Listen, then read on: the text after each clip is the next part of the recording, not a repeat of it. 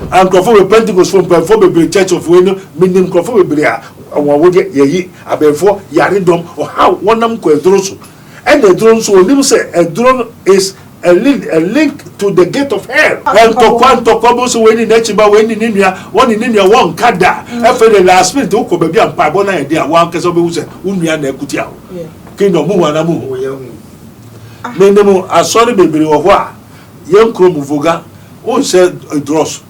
Only Kotoquetra, one of Fukusu Patapata, one Sampabua, if you say Bosom or Chimpabua. And I don't bosom that I know one waba, and Baba or Hoina Bosom Wadu. And you, Rumu, and Onyankupon, Asofo, Asoro. Now get of hell say, oh, ma, who are sorry, na Yona Mediano. Enya Waria, Hina de Nyawari. Wo. And then we were your papa, Reverend Doctor, did the be Abednego mention one has any better train coming home, near command of Aquaba. Daddy, hello, your mamma. Yeah, more to say. You're now so. Yeah, the Radia say.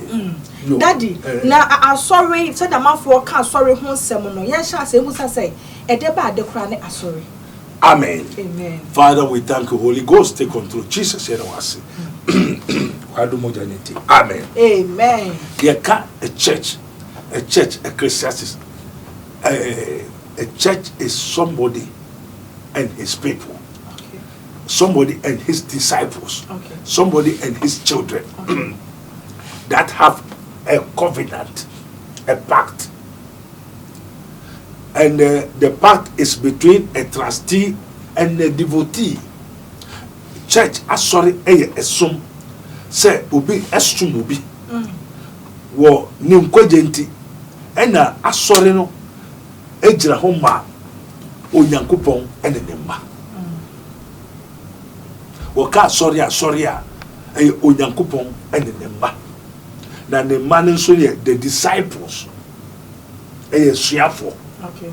And they are sorry, ye kwakusia, ubi.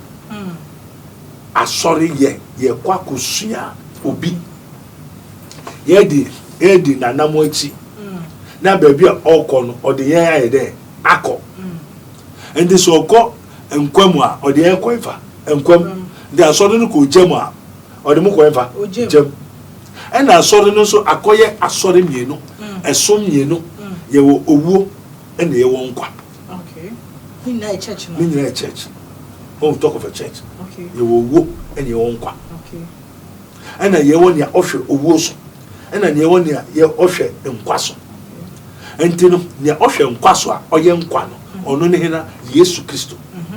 And to Udi Yesu chair or loco in quam. And a year 1 year offer a woso ye or bonsam and a offer a woso. Okay. And Tino Udi Udi or bonsamocha or loco infa womb. And you know, udi nechi no, usua no, udi nanamochi, no oye biara, no ope biara, ubeyama no. Na unso ni ope no waye de wayama o. Enti baby okobia ensese udi nechi. Eye sum, eye nshisei, a woni nakọ.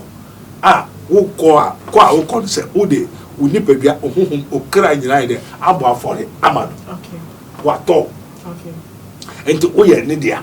You are no more of yourself. And when you have for Jesus Christ as your personal Lord and Savior, you are not of yourself again. Now, He must control you automatically. Also, you have a friend when you are what I need to say, Obi never so sir. We have brand to call one person, but when you are the whole conscious or no control. And the sorry, somewhere. Would you be Usiano, now the Nechi, na baby Okobian, a honor or the Woko. Okay. Okay. And the Odo Consoa, near Ohono, near Odi and Obedi, near Onum, now Benum, near Ofra, no Befra, baby Obedan, as a honor Odeda. And this Odo Wachi noble, some Chinsa, baby Wokono, or Dobeko, near Odano, Obedaho, near Onum, Obenum. Munzo Bonsamu Johnson. Johnson. Menu are Sofo, Monchan Crofocon Johnson, Eddie toilet. Or Bonsam Sofo, Omo di toilet. Menemo, a sorry baby or what? Young Cromuvoga, all said a dross, only Kotoquetra, Uno focus patapata. O mpaboa. If you say bosom no o chimpaboa. And I don't bosom no dan no wo no aba. E maba ho nyina bosom na ware wo. Ba Yesu de. Osa de papa nyina fi Yesu. O sa atare a e de fe. O didi a e de de. E ho o di abenkwa bebre osa abenkwa ne dos. Wo so bo sama de bi anye papa. Atare a o se no. Why you ti fan fine bosom se de bi en sha atare. Kotoku. Enti se Johnson no ma obenuma na wonu sa pepepe enti sum ye obi nenema okay mo akwa waton ni pedu awon kra ama no se mepe we enti ene ni obeka kire obi a obeye enti Jesus said Luke 6:46 why call ye me Lord Lord and you do not do what I say I dey na ofre me radie na ni ameka no mo ye de mo ye enti obonsamu de o ma warning o kasancho wentia o brow o kun o sew ba Yesu de o kasancho wentia obema warning say bia obe repent obe sakra the wasayaba na sa worship na som na church no it has an effect okay effect wo ni me enu nyina okay na enti ene you starting from the light no Yesu Kristo no Yesu na sorry the church no effect no be meaning very good. Jesus has already put forth the fiat.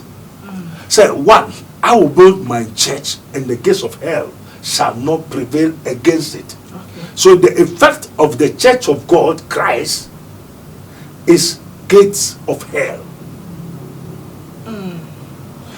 Asori ni so a Yesu si no enye onipa ehu no si asodan so no asodan no wa ma abegura yemu enti yemu ena Yesu asodan no ewo ena asodan so e baby a where 2 or 3 are gathered in my name there I am enti no Yesu na asodan na wesi wo yemu no eho ena yen ne edi nkomo enti ye hia bribi anaso peso ba yen chen a oba na asori no no ne ye abedi nkomo abedi nkita ho enye asodan a ye di yen ni wa ye de ehu enti asodan na ye si ni na enye Church of Christ. Church of Christ is a building and it is a spiritual building and that is the body of God. Okay. Sa sorry dan ewu ensei empro obetu kwaya onfa car o aeroplane o here invention o here hwe kumase no ko takrade no ko what's with that how to me so that now ko baby yes and no living soul ni and the Church of Christ unyakopon na so that na nkasa e wo ye mu no e ho e na oba obehia ye e na on ye ndi nkomo and also okọ baby no ko wia obeba abefa ye aye there. And Jesus Christ is coming back for his church. Let us say Nipano, Nipiano. Amen. Now, in fact, I want to say, when you find the light, the kingdom of light, which is the church of God, church of Christ, you have an effect. In fact, I want to say, we call something the gates of hell. Also, Messi Masafuna, Asamanpo, and to me, and then I just say, moment abefa Kristo se okraje nkwa na ebebo wesu no abawura mu na you that church no abejira wo mu na nya ba pe gate of hell entimi emba entimi ntwimfa so the nya unya fa Kristo se okraje nkwa pe the fact the Church of Christ is the gate of hell and the gate of hell are spirit beings from underworld asamanpon ye nipa wo ya hohom one the Onyankopon asafo no ediensi and to nyame fa Kristo so kraje nkwa your first enemy is the gate of hell and more suffering on chiro he don't know what is called the gate of hell and also gate of hell wo be yen so want to me here there entwim fa so internet so obeba no omba wo be prawa no bra and mo be ko anamo nko and also for we wrestle not against flesh and blood. The fact of the Christianity, which is Church of Christ, I hear the children of God, is the gate of hell.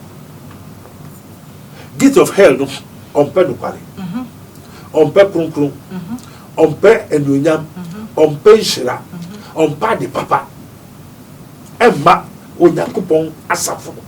And the church of Christ, the enemy of the church of Christ is the gate of hell.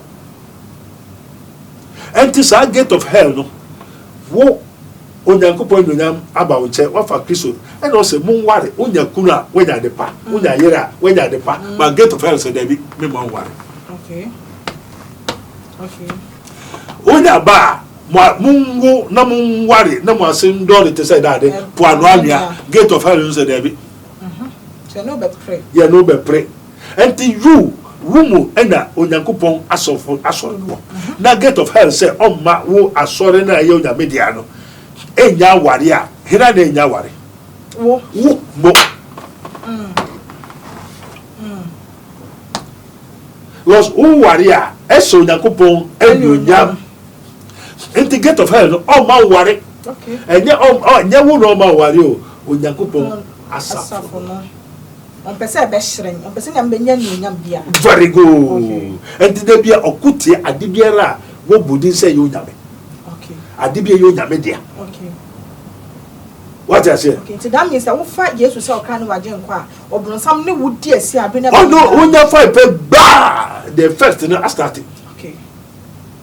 Anything, any glory of God biara ebe ba asafunum. Eye the onyankopon ahini asafo. Eye the gate the church of Christ no and you never beba hobia bribi ne beko na ade na ene ne ko no ade ne wo mu na se me pesa ade ne wo mu eye ya ina na me ne beko one me ne wo and you know as I say onwe school na nko university na ntumi nye ni papa na ntumi mbo ankrofo a obe fight or no fight and also you don't know what is called the gate of hell. Yeah. Sofo so nim no ga kire o and Sofo say hwini o hwin tumi ye o and the gate of hell obe ye wa no ye o obe ha wa no ha and na wo nim de kode.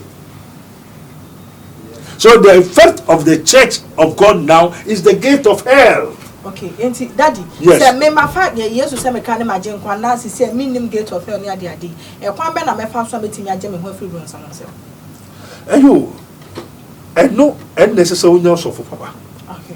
Na on church no so for papa then so he's been taught of God, not okay. Bible school no have they preached the gate of hell before? No. Do they know what is called the gate of hell? No. They say it but they don't understand it and they don't see it, they don't know and the church members they don't know what is called the gate of hell and only some would say I saw them. Okay. So sit yes sir obe wari kura o hwe bisa abrante obe wari ni oye papa oye say o bisa. The church now is the gate of hell and if adina sa dominating more and never be more but Jesus have said they can do whatsoever they can do but they shall not prevail. But have they fight you or did not fight you? They have fight you. Yeah. Say want to mean them kunim because last minute Christ will be you. There's a sound 3 na unware na 3 na fe one ya na one ware na ufiri mu a na ya na unya but sa church ne dia de sabeka ko okay but wona nya hwe woni pedua na nyam bia ma wo very good because of kra no dia obonsam ntumi mfa ntumi ntwi mfa so okay na wo anyonyam esese mra asafo no unya okay and this when to make this ukra so how waste time you are say by so worry so wo 3 wo awari kro nya bia na e da ko 3 ni so nkwada na so ba kunye doctor na ba kunye police and na ba kunye osofo na wo dada no akoyi ni nyina na so nso ye boni ayenka o ye yensa ayenka and was a man kenim and the church problem is the gate of hell. Okay. And the gate of hell fight you, the body. Because he want to destroy the church that is in you. Okay. So he pass through the body, the flesh. Yes, the body need this and form any pain in who o kran to no bia be bu say yeah. O nam nia ye de dua to ho ya ye bibia to eduro na o yare ya de mompai. Yeah. And Crawford Pentecost from Perform Church of Wayne, meaning Crawford Bria, awode yeyi abefo yaredom or how wonam ko eduro so and eduro so onim say eduro is a link to the gate of hell. The gates of hell is the cause and the problems of the church. Okay. And they are trying to destroy the church. Okay. But they cannot. Okay. But Jesus said, fear ye, don't fear who can kill you, but cannot kill the soul. But fear he that can kill you and kill the soul. Now, kill okumu so wakumu. Yeah. Alamebwa. Na fe nu nyame se be na wa me ya so wakumu. Wakumu. Entering the kingdom of God. Eye onyankopon na hinie. Obamu odi ye adwuma ema edin shrabre no. And not that gate of hell. Fight against it. Okay. And I know so the king of God is ewo mu. Onyankopon the church na safu na hine ewo mu. Okay. Enti eno na bonsam no opese o say no. Okay. Na o ma ho kwaya o kra no o to me say no. Ba ni pedia no. Enti se say no asori eye asafu. Eye the church the problem ankasa any the gates of hell. Gates of hell asamanpon ye one more woman de woman wie wom last na beko asaman enter say asaman no so ye asafo ne bi woman de wonda woye nyina wode koefa asaman do okay enti no ono kwa asaman do a o ma o kwan se konkwaje okay ye won kwaje ene wo asaman do okay owo enkwa. Okay, and today what can say here? Church na ya bro some dey no effect na working. E wo Yankopon asori ho effect. Okay. Na effect ni so ye asamando. Okay. Na effect ni ye the opposite of the church of God, okay. Church of Christ. Okay. O Yankopon asori, obonsam asori. Enti wunya fa Kristo se okraje kwa. Obonsam asori be kutiawo. Obonsam sise be ko atiawo. Woni asamampo. Enti asamampo no wa ware sembe edi unshira be edi usikenya be edi wanu nya be edi ubiribia be edi denti open person konkwaje enti open so konkwaje mu de owo betawo and the effect of life is death.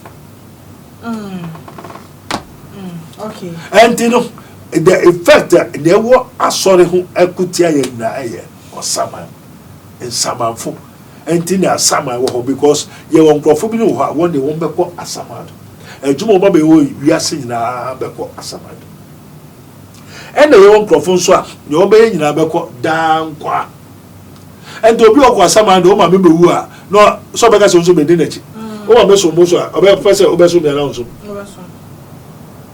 ebuso ye wo to mu no we atigare konfa obe pese obe ye bia na o ye bi obe di echa na o de bi enti somo no ebini wiase som onyame som okay enti nyame som no wo mo problem ne dade abonsam som asamanpo asamanpo no ye wo mo a wo ma beko asaman forever. That's the second death. Asaman enti no obiara obeko asaman bia on prese wo beko nkwaje mu enti biribiara eye insura eye papa afi nkwaje eba ho no on pese unsabeka enti bebre kura to me ekum nipa no wo wo yemdie ho se o mesum yembo sum ne dia mekum okay beye na media ma no wa medi beye na chia mekum medi nkrofo bebre a wo na aye wo mu ba because wo man say beye onje onsum asamanpon obesum Kristo ene onsum nyame wono ompedia mekum mesel mehao enti bebre a wo yare ni na efifie ene asamanpon no e man be kwa ware a woni so wonya kunu papa wo to meyi asamanpon otwa yare a eye anu ye den ne ye de ama wo ba no wo ko wo yi no sa mofra na baba wo akwa ware na se nti obeba na ni bejo ento besa yare na and this is a mystery. Ekutia asafo no. Enti asafo the problem ne asamanpon. and do person your papa ade obebre obi be su pe kura na papa wo busuafo eya samanfo won pre da ade papa bia nso fi soro fi awurade enti asafo no the problem can say any asamanfo okay na daddy say ya ba church na church of Satan nso a eno nso ni effect ni dem the church of Satan so the effect ni no kware okay ade o chin so be kan kware a chire nipa okay kan ni boefu o kan kware ni boefu ade o ye na enye na ni boefu that is the church of Satan okay because also Abednego esum any high and to be a wo to for work asem pa no kware chire na o ntie no who so ya samampo the church of Satan and the church of Satan and the church of God no e wo nipem we call them the synagogue of Satan. The church of Satan and the church of God nipa the e wo nipem and to be be no the engine we in the spiritual world and we call them myriads obo nipa no engine e woni mu no na yo pete church of Satan obo nipa no na we no abranoma kronkron ne woni mu enti nipa bia wonya etini mu se Yesu Kristo na asafo no na asore da eti nipa mu dia obonsam so na asafo ne we eti hina nipa mu enti se say no unua na Satan asafo tini mu no ohun se wo wanya de papa wa na ni beje wo ada obekweta no nkuntia enti Yesu say obai say wan fa so bia ba wo enua na enua in the family no we have the good ones and the bad ones. Okay, enti daddy say obi wo church of Satan na say do something mu a enya de Nyankopon de no so be fight no ana you fight Nyankopon de no be fight wo na wo be fight no fight wo be fight Nyankopon de be fight no wo umpa ya obo no ochi. Okay. Ono nua wa sorry ne wono ma me kwa sorry obo mpa ya effect no wo fie ba bi wo biara eno ne near one so one effect any the kingdom of God any the church of Christ church of Satan one effect that what how nipa nyina one boefu ni ya asori na ye kon empabo na ye bon papa na ye pese ye eno ne one effect and yes effect ne near wo there wo ye and all of them acquire two rivals the spirit fight against the flesh and the flesh fight against the spirit. And the church of Satan biara o abusuanum o maame o papa no ye church of Satan ya o ye bia so nani o ye na hi obi kwa be bisa wa se no hu se wo be nya papa ni ba be ware wa kwa abruche pe no Satan na mom ne baba ko na okuta the same church of Satan no on the year one or don more and you know mo ye nua no o maame ba 3-4 now my member 3-4 now nkwa ko ye church of Christ room na nkafro ko ye church of Satan the rest one woman many be fight you and I also no pie na obo no e fight you and every time you mute ebusuanu mu ye nuanu but you fight yourself in the spiritual realm. This what the truth must be known by the church. It is more fighting myself in the spiritual realm like it me a physical. Okay. Tabusia normally I be mu se to kwa so we ni na chiba we ni nua won ni nua won kada e fe the last spirit wo ko ba bia mpa bo na e dia wan kese be wu se unua na ekuti awo kingdom mu wana mu you may know the truth and the truth shall set you free. And this one so nua ni obefo a obere wa dua wo beji o ma be dua obeye because essence of bompa etia nti no obema waduane ebema oyare obema onyama every time ya mu bekwa fi susum Abednego so mu mpa mu ho asem da so wonu apa no best of the same feathers fly together. So church of Christ is human being etinimu and the church of Satan is human being etinimu. And the two of you will never agree. That's why Jesus and Satan cannot agree. And daddy, ye di ye nkomo ni ebesi awie no magu saw say obi eden hu say asori amiko ye church of Satan as a church of God. Also by their fruits you may know them.